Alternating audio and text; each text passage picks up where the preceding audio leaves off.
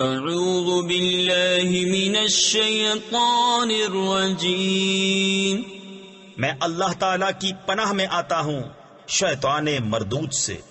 بسم اللہ الرحمن الرحیم، اللہ کے نام سے شروع جو نہایت مہربان رحم والا۔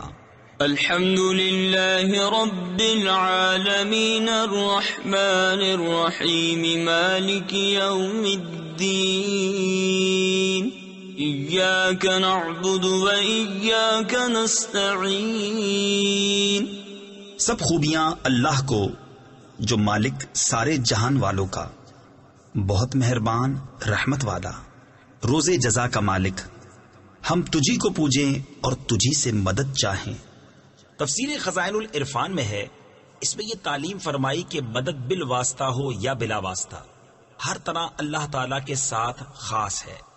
حقیقی مددگار وہی ہے، باقی تمام ذرائع مدد الہی کے مظہر ہیں۔